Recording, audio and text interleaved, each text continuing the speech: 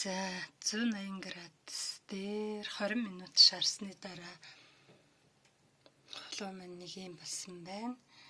Энэ холоо болохоор амтлагч ногоотой хатаасан давс тэгээд кокосны тос хийж өгсөн. Тэгээд тэрийг хойлоод ингээд шарсан байгаа. Тэгээ амт нь болохоор бүр яг мах шиг. Яг гэвэл би нөгөө энд мангар хийсэн, тэгээд яншуу хийсэн. Тэгээд энэ мангар энэ чинь нэх гоё юм. Яг мах шиг ингээ гоё амттай бүр суурин дээр нэх олныг идчихэр шинжтэй байна. Тийм учраас та бүхэн энийг гоё хийгээрэй. Ингээд амтлаад өөрийнхөө дуртай амтлагчаар амтлаад ингээд хийж болно. За тэрнээс гадна бас юм сахар нутаг юм цагаан сахараар хийж болно.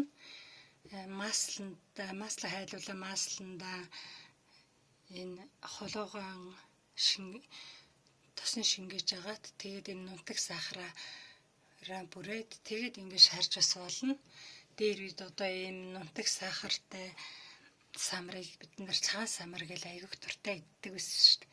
За тийм гоё цагаан самар хийж болох нь байна. За тэгээд ингээд хатаасан самрыг болохоор сайхан ариутгсан шилэнд хийгээд хөрөгөөд ариутгсан шилэнд хийгээд тэгээд тагийн шилнийхээ тагийг цуугаар сайхан арч цэвэрлээ таглаад тэгээ бүтэн жил хадгалж болно. Задлсныхаа дараагаар юм 7-аас 14 хоногийн дотор идэх хэрэгтэй.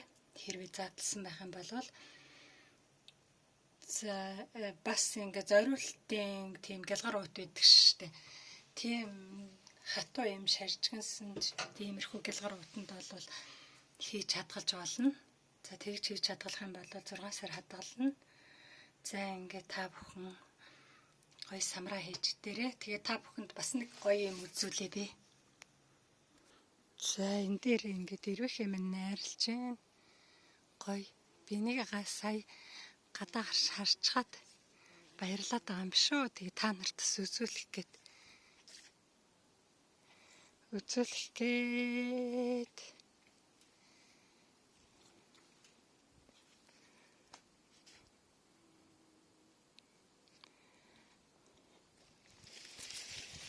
Шарт цэцгэлээд бас сүрийн авсан.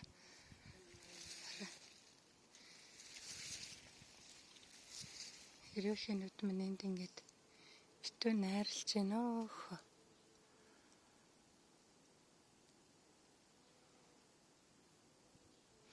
За ингээд та бүх өдрийг сайхан өнгөрүүлээрэй.